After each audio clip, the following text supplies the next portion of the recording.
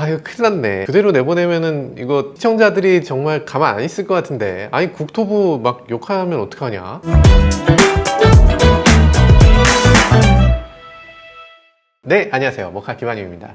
요즘 아주 핫한 얘기를 하나 하려고 합니다. 국토부가 얼마 전에 테슬라의 안전성을 2등급이다. 현대차 아이오닉은 1등급이다. 이렇게 발표한 사건을 둘러싸고 인터넷이 아주 시끌시끌합니다. 야, 국토부가 현대차하고 짬짬이 한 거다. 뭐 이런 얘기도 있습니다. 반대로 태맨 뭐 이러면서 테슬람들 너무하네. 팬보이냐? 이 국토부를 못 믿으면, 우리나라 정부 못 믿으면 누구 믿냐? 야, 이거 내피셜하지 마라. 이런 논쟁이 있죠. 서로 티격태격합니다. 이게 발표는 했는데 관련한 정보가 좀 부족해서 논란이 더 많은 것 같기도 합니다. 그래서 열심히 취재를 해봤습니다. 근데 오늘 이 문제 얘기하기 전에 제가 국토부하고 어떤 관계고 어떤 상황인지 이런 거 조금 말씀드려야 될 것 같아요. 사실 인플루언서라고 해서 유튜버들 몇 명하고 이렇게 보도자료를 뿌리고 받고 하는 그런 관계를 맺고 있어요. 그러니까 보도자료를 저희한테 보내주는 거죠. 그럼 저희는 그거 갖고 영상 만들 때 조금 도움이 되면 좋은 거고 안 되면 많은 거고. 그런데 요번에 기자들 전체한테 보도자료를 뿌리면서 이런 보도자료를 뿌렸어요. 이 보도자료의 내용을 보면 4페이지에 제 얼굴이 있습니다. 내 얼굴이 왜 여기 나오지? 자동차 교통 전문 국토교통부 협업 인플루언서 유튜브 채널, 여기서 관련 영상을 확인할 수 있대. 아니 우리 영상 올리지도 않았는데, 우리 영상 올리지도 않았는데 뭘 확인할 수가 있어요? 어떻게 보도자료에 제 얼굴을 넣을 수가 있어요? 말씀도 안 하시고. 어떤 내용이냐면 지난달에 충돌 테스트 하신다고 해서 제가 그거 한번 참석한 거 맞아요. 참석했어요. 참석해서 봤죠. 근데 그걸 갖고서 지금 관련 영상을 확인할 수 있다? 마치 무슨 저희가 이거 협업하는 것처럼 이렇게 보도자료에 뿌리실 줄은 몰랐습니다. 게다가 정작 저한테는 이 보도자료를 안 보내셨어요. 국토부가 보도자료를 안 보내줘요, 저희한테. 협업은 한다고 하면서 우리 얼굴도 쓰면서 우리한테 보도자료를 안 보내주는 거, 이게 뭐예요? 여튼 저희가 영상을 올릴 예정이다 이런 식으로 하시는데 그런 거 아니고요. 협업 인플루언서 아니고요. 협업, 협찬, 광고 이런 거 전혀 아니라는 거 먼저 말씀드립니다. 여튼 이날 테슬라의 충돌 테스트 제가 직접 보고 왔는데요. 충돌 테스트 결과는 아주 훌륭했습니다. 근데 이번에 발표된 결과를 보니까 테슬라가 2등급? 이거 뭐가 좀 이상해도 많이 이상합니다. 어떤 내용인지 함께 보시죠. 네, 지난달 국토부가 어떤 차의 안전도를 테스트하는지 이 대상 차량을 미리 알려주긴 했습니다. 테슬라를 먼저 하고 아이오닉5를 그 다음에 한다고 했어요. 근데 그 얘기를 딱 듣고서 결과를 이미 알고 있었어. 그냥 당연히 아이오닉5가 테슬라 모델 3를 이길 것이다, 이기는 결과가 나올 거야, 이렇게 주변 분들하고 다 그렇게 얘기했어요. 당연히 아이오닉5가 이기는 거 아니야? 근데 그때 그 테스트 진행한 지 한 달 반쯤 지나서 이제 결과 발표된 거 보니까 아니나 다를까 답정 테스트 같은 느낌이 있어요. 물론 뭐 결과를 보니까 하필 저희가 예상한 대로 그렇게 됐다는 거고, 객관적으로 정말 공신력 있게 잘 테스트했겠죠. 그걸 의심하면 안 되지. 공신력 있게 테스트했는데 아무래도 아이오닉이 1등급이고 테슬라가 2등급일 것 같아 라고 생각했던 게 묘하게 맞았네. 총점을 놓고 보면 테슬라가 1등급을 받을 수 있는 총점이에요. 왜 그렇게 받게 됐나, 이거 한번 알아봐야 되겠죠. 네, 시간이 없으니까 간단하게 살펴보도록 하죠. 안전도 테스트라는 게 무슨 테스트인가, 이거 보셔야 되겠죠. 대한민국 뉴카 어세스먼트 프로그램이죠. 그러니까 신차 안전평가 프로그램이라는 얘기인데요. 미국, 유럽, 호주, 중국 이렇게 다 NCAP이 따로따로 있어요. 세계 200개 국가가 다 하는 게 아니에요. 세계 11개 국가가 하는 건데 이 나라들이 대부분 자동차를 자기가 만드는 나라예요. 느껴지는 게 있죠? 뭔가 자국 산업을 보호하기 위한 제도인가 보다, 이렇게 느껴지잖아요. 생각해보세요. 우리나라에서 자동차 열심히 만들었는데 어디 미국이나 뭐 독일이나 아니면 뭐 일본 같은 데 가서 한국구 구루마 부저스 데스 뭐 이렇게 하면은 갑자기 열받잖아요. 뭐 테스트를 그렇게 했어, 우리가 테스트 한번 해볼게. 우리가 테스트 해보니까 야 너네랑 똑같이 했는데 우리가 훨씬 잘 나와, 이런 식으로 할 수 있잖아요. 이게 서로의 어떤 그 정치역학적인 관계가 NCAP에 있습니다. 이게 전혀 없다고 하기는 조금 애매해요. 그래서 우리한테 유리한 프로그램을 조금씩 더하게 되고 상대방한테 조금 불리한 프로그램을 조금씩 더하게 되는 게 이 NCAP에 분명히 있긴 있습니다. 그렇지만 그게 도를 넘으면 안 되는 거죠. KNCAP에서 안전도를 보는 방식이 크게 세 가지로 나눠져 있습니다. 첫 번째, 충돌 안전성. 이게 60점이에요. 가장 큰 점수죠. 두 번째, 보행자 안전성이에요. 20점. 그리고 세 번째, 사고 예방 안전성입니다. 첨단 안전장치 같은 게 여기 들어가는 거죠. 자, 그러면 한 가지씩 살펴보도록 하죠. 우선 충돌 안전성 점수. 그러니까 차를 벽에 들이받고 뭐 옆구리 치고, 이건 제대로 나왔습니다. 이 경우가 굉장히 중요하게 점수를 매기는 이유는, 내가 좋은 차를 사는 이유는 남을 보호하는 거 물론 뭐 있겠지만 어쨌든 내가 차를 살 때는 내가 안전하게 보호받기 위해서잖아요. 내가 다치거나 죽거나 하는 이유는 다른 차하고 들이받거나 아니면 벽에 들이받거나 이런 경우에 내가 다치게 되니까. 그러니까 그때 차가 안전한가를 보기 위한 거죠. 그래서 자동차의 정면 충돌, 벽에 그냥 갖다 박는 거죠. 부분 정면 충돌, 약간 이렇게 찌그러지는 상대를 놓고서 이렇게 부딪히는 거예요. 자동차 대 자동차로 부딪히는 거랑 비슷하다고 보시면 되죠. 측면 충돌, 옆에서 차가 들이받는 경우, 주행 전복, 기둥 측면 충돌, 이런 평가들을 합니다. 근데 이 충돌 안전성을 놓고 보면요, 테슬라 아이오닉을 놓고 보면 똑같습니다. 테슬라가 오히려 조금 더 높은 점수를 받았어요. 60점 만점인데 테슬라가 59.78, 이건 거의 만점이죠. 거의 만점을 받았어요. 아이오닉 5도 59.29, 소수점 차이니까 사실상 차이가 없는 거고요. 테슬라 안전성은 뭐 워낙 알아주는 거기 때문에 뭐 이 정도면 당연하다는 생각이 들고요. 그런데 아이오닉 5도 이렇게 높은 점수를 받았다니 굉장히 놀랍습니다. 여기는 뭐 별 문제가 없어요. 왜냐하면 이건 정해진 구조물에 들이받고 이 더미 센서에서 수치가 얼마나 입력됐는지 이걸 보는 거니까 사람들이 주관적으로 평가할 게 거의 없어요. 그리고 오류 가능성도 없어. 벽에다 갖다 박는 건 우리나라에서도 굉장히 오랫동안 했던 일이고, 이거는 사실 노하우랄 게 별로 없는, 뭐 충분하게 노하우가 쌓인 그런 테스트 방법이라고 할 수 있죠. 그런데 문제가 된 건 두 번째, 보행자 안전성 점수입니다. 이번에 테슬라가 2등급이 된 건 바로 이 보행자 안전성 테스트 때문이에요. 그러니까 차가 보행자하고 충돌했을 때 보행자를 얼마나 안전하게, 보행자를 얼마나 덜 다치게 하는가, 보행자가 얼마나 심각한 상해를 입지 않는가, 이걸 테스트하는 거예요. 그러면 테슬라의 보행자 안전성 점수는 100점 만점이라고 치면 58.4점입니다. 뭐야 이게? 약간 낮죠? 약간 낮은 편이에요. 보행자 안전 분야는 우리나라에서 굉장히 중요한 요소로 보고 있어요. 그래서 보행자 안전 규정에서 조금 미달되면 과락을 시켜버리는 그런 제도가 있습니다. 60점이 미달되면 과락을 시켜서 종합등급을 2등급으로 하향시켜버리는 거예요. 점수는 종합등급 1등급 점수지만, 그렇지만 이 보행자 안전에서 60점 이하가 되면 종합등급이 80점 넘고 90점 넘고 아무리 높아도 이 보행자 안전이 나쁘면 그러면 무조건 낮춘다는 거죠. 여기 모델 3는요, 보행자 안전성에서 별 3개를 받았습니다. 보행자 안전성에서 11.68점을 받았기 때문이에요. 근데 아이오닉 5는 13.64점, 그러니까 단 2점 차이로 아이오닉은 가장 안전한 차가 됐고 테슬라는 2등급으로 과락이 돼버린 거죠. 아, 이건 너무 안타깝습니다. 딱히 이게 문제라고 하긴 좀 그런데 납득하기 조금 어려운 부분이 있어요. 그리고 이 점수에 대해서도 조금 얘기가 나오고 있습니다. 점수가 지금 60점 이상이면 그러면 과락되지 않는다는 거잖아요.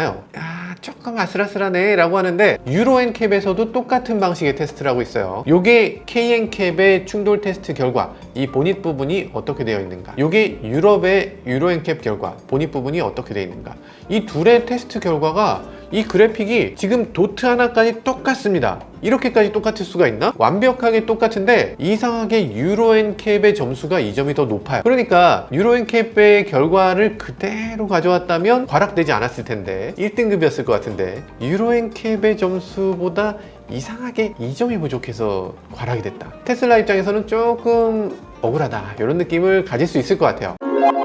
네, 그럼 보행자 안전 규정은 도대체 어떻게 테스트하나, 이것도 간단하게 살펴볼게요. 일단 두 가지를 테스트합니다. 어떤 테스트냐, 보행자를 대신할 수 있는 물건을 부딪혀 보잖아요. 센서를 가지고서 부딪혀 봐야 되는데, 그 센서가 하나는 수수깡처럼 이렇게 큰 거, 그래서 시속 40km로 갖다 던져봅니다. 차에 이렇게 던져보고 차에 어떤 식의 충격을 받게 되는가, 그리고 무게추로 충격을 가해서 어떤 부분이 단단하고 어떤 부분이 머리를 상해를 입히나, 이런 것들을 하는데, 후드를 위로 들어 올려서 사람의 머리가 부딪히기 전에 요 공간을 만들어 놓는 그런 안전장치도 있죠. 제규어 랜드로버라든지 뭐 이런 차들은 에어백 시스템을 해서 외부로 에어백을 터뜨려서 머리가 부딪혔을 때 머리에 상해를 입지 않도록 하는 뭐 이런 장치도 있죠. 지금 봤을 때는 테슬라나 아이오닉이나 둘 다 그 기능이 없기 때문에 머리 부분이 많이 손상될 수 있다. 이 다리 부분은 문제가 없어요. 근데 머리 부분에 문제가 생길 수 있다라는 점에서 테슬라가 점수가 더 낮게 나온 겁니다. 큰 차이는 아닌데 그 2점이 이렇게 1등급과 2등급을 갈라놨네요. 그래서 결과 유로엔캡은 별이 5개네요.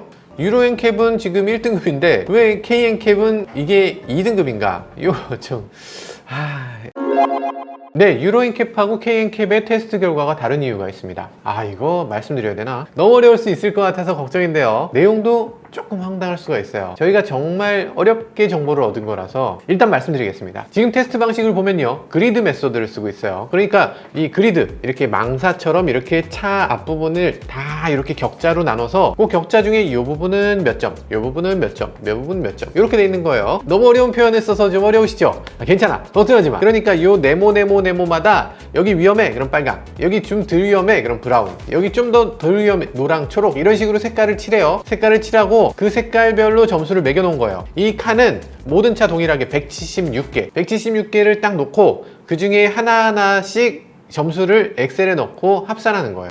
요거 디테일하게 하면 1시간 정도 설명을 드릴 수 있는데 나중에 설명드리고요. 이 유로엔캡 홈페이지를 보면요, 우리나라 홈페이지하고 그럼 이 그림이 같은가? 요걸 보면 되겠죠. 근데 이 그림을 보면 우리나라에 있는 홈페이지의 그림하고 똑같아. 완전히 똑같아요. 이 칸 하나하나 점수를 매겨서 합산하는 방식이라고 했잖아요. 그러니까 그림이 똑같다면 점수도 똑같아야 돼요. 근데 왜 유럽의 유로엔캡은 높고 우리는 낮은가? 물론 뭐 그게 큰 차이는 아니에요. 어쨌든 유럽은 그게 높기 때문에 문제가 안 됐고 우리는 그 2% 때문에 2등급으로 떨어졌으니까. 야, 그러면 도대체 뭐가 그 2%를 만들어냈는가? 그 차이는 왜 발생했나? 요거 살짝 볼 필요가 있겠죠. 물론 테슬라만 그런 게 아니고 모든 차들이 조금씩 차이는 있습니다. 조금씩 있을 수밖에 없겠죠. 자, 어쨌든 이 원인 KNCAP 직원에게 이렇게 여쭤봤는데 자세히 설명을 해주셨어요. 일단 유로엔캡하고 우리는 테스트 방법도 동일하고 내용도 거의 동일한데 이 표 자체를 테슬라한테 받는데요. 그러니까 제조사가 이 표를 제공하기 때문에 사실 이 표 자체가 양쪽이 동일하게 나오는 거, 이거 뭐 당연하다고 하고요. 그러면 여기서 어떤 차이가 있냐? 실제로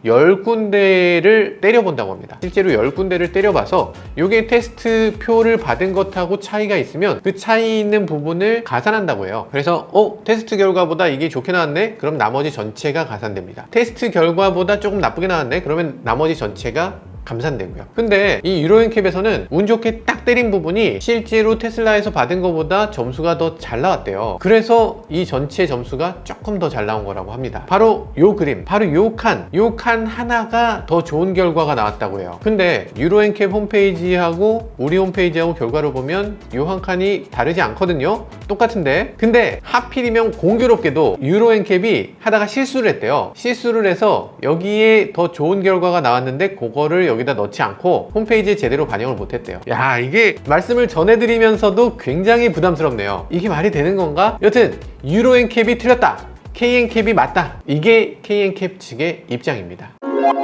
그런데 더 큰 문제가 있습니다. 세 번째, 사고 예방 안전성 점수 때문이죠. 이 사고 예방 안전성 점수는 사실 이 등급을 표시하는 데는 영향을 미치지 않습니다. 그렇기 때문에 사고 예방 안전성은 뭐 좀 나쁘게 나왔네, 그렇지만 등급은 여전히 1등급인걸? 이렇게 될 수 있어요. 근데 지금 이걸 봤을 때는 요거 묘한데? 이라는 얘기가 나올 수밖에 없습니다. 등급과 관계없이 점수가 굉장히 나쁘게 나왔어요. 테슬라 모델 3 같으면 사고 예방 안전성이 굉장히 높은 자동차로 알려져 있잖아요. 근데 지금 20점 만점에 12점이 채 안 돼요. 11.89. 아이오닉 5는 19.17. 그러니까 사고 예방이 아이오닉 5가 월등히 우수한 차로 나왔다는 겁니다. 이상하죠? 우리는 테슬라가 사고 예방이 가장 탁월하고 선제적으로 사고를 막아주는 기능도 있다고 이렇게 알고 있는데 말이죠. 게다가 테슬라는 여기 몇 개 항목에 빵점을 받았습니다. 테슬라가 빵점을 받았다고? 이건 좀 놀라운데요. 차로 유지 지원 장치가 빵점, 조절형 최고속도 제한 장치가 빵점, 지능형 최고속도 제한 장치도 빵점을 받았어요. 이 세 가지 모두가 빵점을 받았다. 이야, 이거 아주 묘합니다.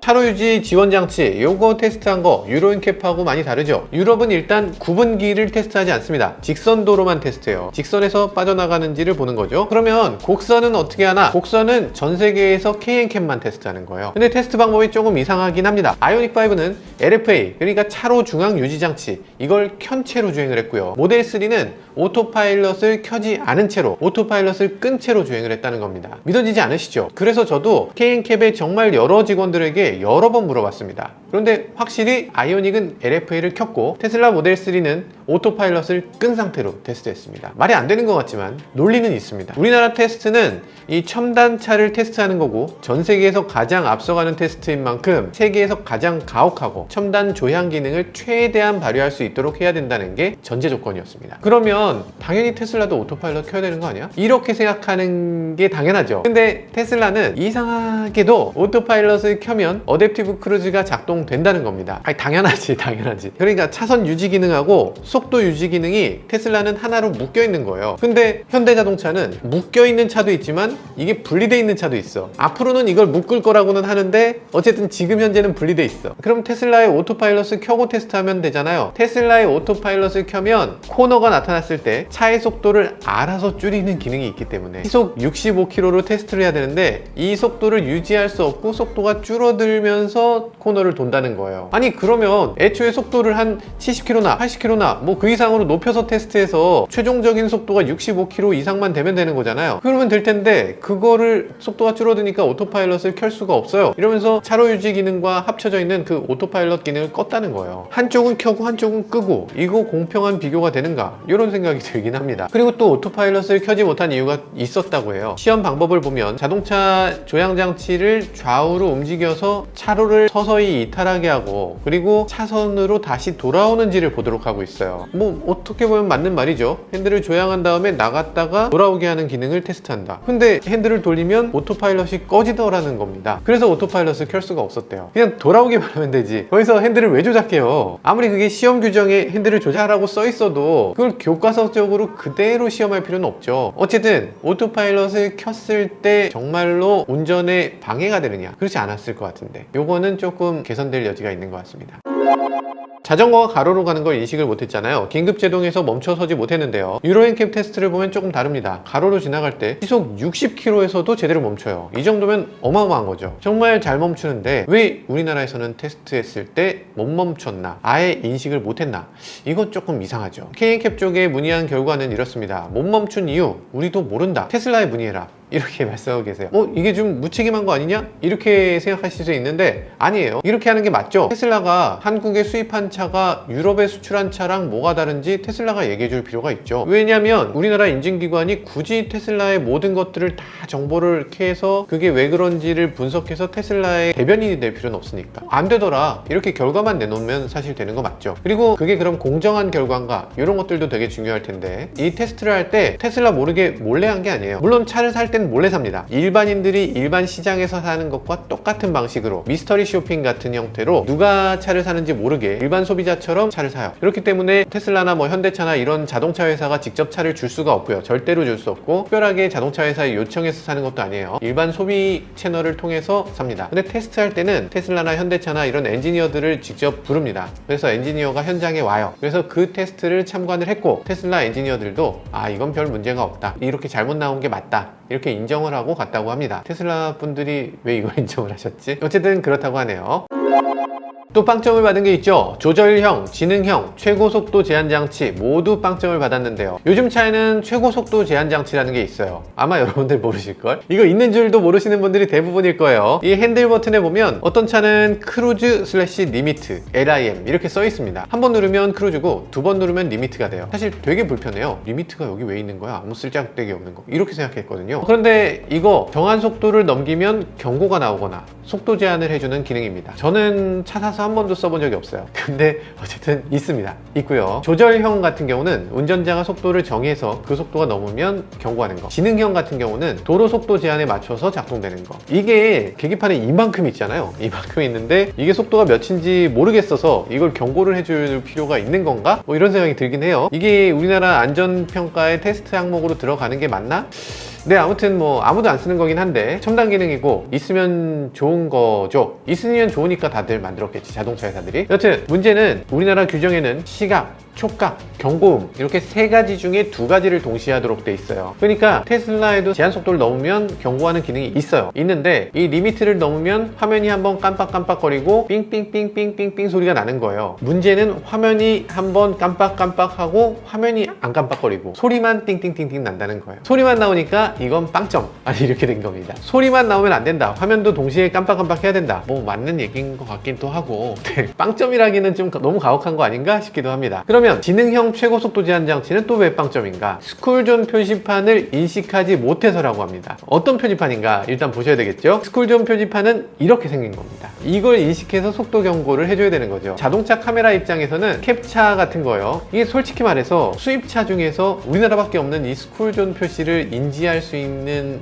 수입차 아예 없죠. 아예 없습니다. 그럼 어떻게 하나? 국제적인 표준이 있잖아요. 국제적인 표준으로 보면 여기 스쿨존 표시가 있으면 그 밑에 속도 표시가 반드시 붙어 있습니다. 거의 안 붙어 있는 경우는 글쎄 몇 번이나 있을 수 있을까? 없으면은 붙여야죠. 국제적으로 통일되게. 이 30km 표지 읽으면 되는데 굳이 이 표지가 아니고 굳이 스쿨존 표시를 읽어야 된다. 이런 내용이 여기 있을 필요가 있을까요? 아니 스쿨존 표지밖에 없는데도 있을 수 있잖아요 라고 하실 텐데 아니 이게 그러면 외국인이나 우리나라에 익숙하지 않은 사람들은 그럼 왔을 때 속도 제한이 있다는 거 몰라도 되는 건가? 당연히 국제적인 표지를 여기다 붙여야지 맞죠. 일단 그것도 붙이고 스쿨존 표지도 붙이고, 그게 안 돼 있다면 그 두 개가 같이 표지가 붙도록 이 표지를 개선해야 되는 거죠. 그 스쿨존을 꼭 읽어야 된다라고 하는 건 너무 구태의연한 생각 아닌가 싶기도 합니다.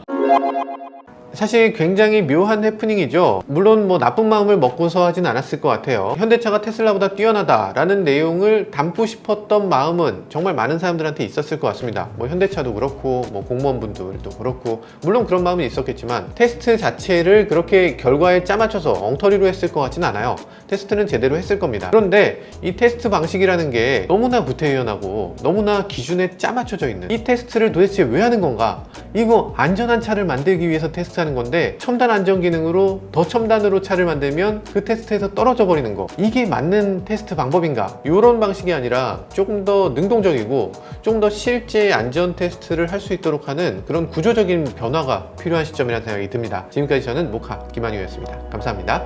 좀 더 자세한 내용은 한국교통안전공단에 계신 여러분들이 오셔서 여기서 같이 인터뷰를 하면서 이게 왜 이렇게 됐고 앞으로 어떻게 할 거고 그런 내용을 조금 인터뷰 해주시면 정말 좋을 것 같은데 힘드시겠죠? 네, 힘드실 걸로 알겠습니다. 힘드시겠지만 해주면 참 좋을 텐데 정말 많은 분들이 되게 아쉬운 부분을 좀 속 시원히 알 수 있는 기회가 되면 좋겠습니다.